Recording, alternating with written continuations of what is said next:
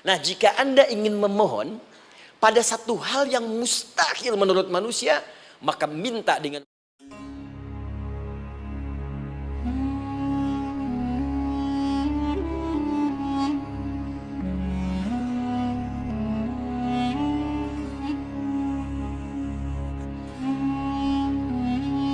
suka bumi hubun dunia, suka itu hubun, bumi itu dunia. Baik. Teman-teman, Nabi Zakaria itu diuji oleh Allah. Maaf, belum punya keturunan. Dan semua nabi punya ujian. Jadi jangankan kita, nabi aja yang jelas surganya punya ujian. Ya, Anda pernah sakit, Nabi Ayub sakitnya lebih parah dari kita. Ya, Anda di keluarga belum ada keturunan, Nabi Zakaria pernah lebih daripada kita. Sampai rambutnya memutih, fisiknya sudah letih, dan menurut medis, maaf sekali, istrinya divonis tidak mungkin punya keturunan, monofus dan mandul, mustahil. Secara klinis gak mungkin, secara medis tidak mungkin. Maka Allah tunjukkan satu isyarat yang sangat luar biasa. Jika Anda mendapati situasi makhluk mengatakan ini mustahil dan sudah angkat tangan, ini tanda pertama dari Allah, langsung tinggalkan pendapat manusia, langsung memohon kepada Allah. Maka turunlah beritanya di Quran surah ketiga Ali Imran ayat 38 sampai 39. Paling kanan sebelah atas di mushaf. Sekarang perhatikan kalimatnya, saya mau sambungkan dengan Al-Fatihah tadi. Hunalika da'a Zakaria rabbah. Di mihrabnya Nabi Zakaria salat bermohon kepada Allah. Qala rabbi habli min ladunka dzurriyyatan thayyibah. Kemudian ia berdoa, Rabbi habli, ya Allah yang maha memberi tanpa batas. Ini adab pertama, kalau teman-teman mau berdoa, sebut nama Allah sesuai dengan hajat kebutuhan kita. Itu yang disebut dengan Al-Asma'ul Husna. Di Asma'ul Husna itu bukan nama-nama indah yang sekedar dihafal, bukan. Tapi nama yang diberikan oleh Allah sesuai dengan kebutuhan hidup kita. Dalilnya Quran surah ke-17 ayat 110. Ya, paling kanan sebelah atas di mushaf, ke pertengahan. Ya, kata Allah, Qulid Allah. Jika Anda punya persoalan, sebut nama Allah. Allah Awir Rahman atau Ar-Rahman. Ayyamma tad'u, tapi kalau Anda ingin spesifik meminta, falahul asmaul husna. Pilih nama Allah, ia punya nama-nama yang indah sesuai kebutuhan kita. Jadi kalau teman-teman misalnya minta kelancaran rezeki, sebut ya Allah ya Razzaq. Anak mau ujian, ya Allah ya Al-Alim. Di proyek misalnya ada hambatan, ada gangguan, ya Allah ya Al-Jabbar ya Al-Malik. Ingin mudah mengatasi ujian, ya Allah ya Sabar. Minta. Ya, jangan semuanya disebutkan, nanti jadi beban. Ya, Allahumma ya Rahman ya Malik ya Qudus ya Sabar, gitu kan? Yang tadinya nggak punya masalah jadi punya masalah, gitu kan? Pilih salah satu. Nah, jika Anda ingin memohon pada satu hal yang mustahil menurut manusia, maka minta dengan menyebut nama Allah yang memberi tanpa batas, mustahil di dalamnya. Nama Allah tersebut namanya Wahhab. Wahhab. Ya Allah, ya Wahhab. Al-Wahhab. Kalau kita rubah dalam bentuk permintaan, maka singkat kalimatnya dengan hab. Hab. Untuk sendiri habli, untuk banyakkan hablana. Rabbana hablana min azwajina wa dzurriyyatina qurrata a'yun. Nabi Zakaria minta karena sendiri yang mengalami situasi itu, maka beliau katakan, Rabbi habli. Ya Allah, habli min ladunka. Ya Allah yang tak punya batas dalam pemberian. Mereka mengatakan aku tak akan punya keturunan. Mereka mengatakan mustahil aku punya anak. Dan aku yakin kau memberi batas tanpa memberikan pemberian tanpa batas. Aku mohon darimu saja. Darimu saja. Dzurriyyatan thayyibah, keturunan-keturunan terbaik. Innaka sami'ud du'a. Engkau pasti mendengar doa saya. Kalau pada yang maha memohon saja, maha mendengar saja tidak mengabulkan, lantas kepada siapa lagi aku mesti minta?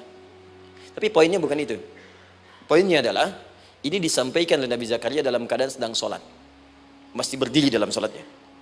Dalam bahasa Arab berdiri disebut dengan qaimun, qaim, berdiri. Sedang sholat disebut dengan yusalli. Perhatikan ayat 39-nya. Fanadatul malaikatu wa huwa qaimun yusalli fil mihrab. Maka ketika doanya selesai dipanjatkan, sholatnya belum selesai. Doanya selesai dipanjatkan, seketika datang malaikat menyampaikan, kamu dapat kabar gembira, Anda akan punya anak, bahkan namanya langsung diberikan oleh Allah, Yahya, artinya hidup. Yang mustahil menurut manusia, lahir dari rahim seorang perempuan yang divonis monofus dan mandul, kata Allah, bagiku yang gak ada yang mustahil. jadi dan hidup dia. Kapan itu terjadi? Masih sholat dan belum selesai dalam sholatnya, dalam keadaan berdiri. Sekarang saya tanya Anda, kita membaca iyyaka na'budu wa iyyaka nasta'in dalam keadaan ruku atau sujud? Sujud, berdiri. Berdiri teman-teman. Betul kan? Dalam keadaan berdiri saat baca Al-Fatihah. Iyyaka na'budu wa saat kita mengatakan wa iyyaka nasta'in, Allah balik bertanya, apa yang kamu butuhkan? Nabi Zakaria itu sholat dulu baru minta. Kita umat Nabi Muhammad karena keutamaan nabinya sebelum sholat dan ditunggu. Butuh apa? Mau minta apa? Karena itu saya ingin katakan, ayo manfaatkan momentum sholat ini. Jangan sekedar kita kemudian tunaikan formalitas, tapi kita tidak mendapatkan keuntungannya. Ayo, semuanya. Dari mulai takbir sudah ada doa. Ruku ada doa. Bahkan sujud kita bisa perbanyak dalam bahasa hati kita untuk memohon kepada Allah Subhanahu Wa Taala. Jelas sampai di sini? Baik. Mudah-mudahan insya Allah doa kita dikabulkan oleh Allah Subhanahu Wa Taala. Ini baru mukaddimah, kita belum mulai. Ini pengantar. Tema kita hari ini tentang Al-Quran. Dan mudah-mudahan kita diberikan insya Allah kelancaran untuk bahasan kita. Dan topik ini insya Allah akan memberikan banyak manfaat dari apa yang kita kerjakan dalam keseharian kita. Saya mohon izin untuk melambatkan bacaan karena tadi hanya mengantarkan saja. Teman-teman, kenapa mesti Al-Quran?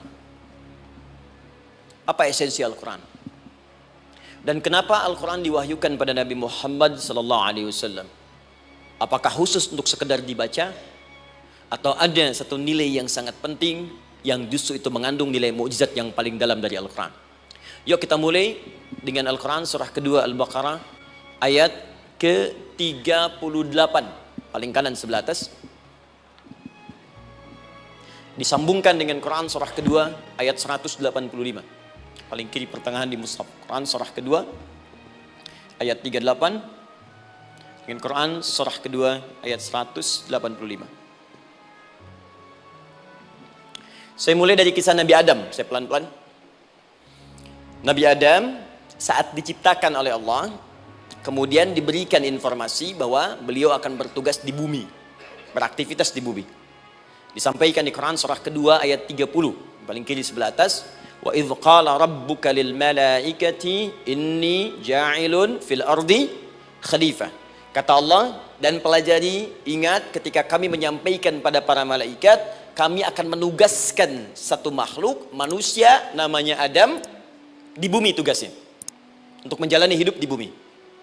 Nah, secara singkat, setelah Nabi Adam turun ke bumi, di awal masa bersama Sayyidah Hawa, ya alaihi wassalam, maka ternyata bersamaan dengan turunnya Adam dan Hawa ke bumi itu, mereka berdua dibekali petunjuk.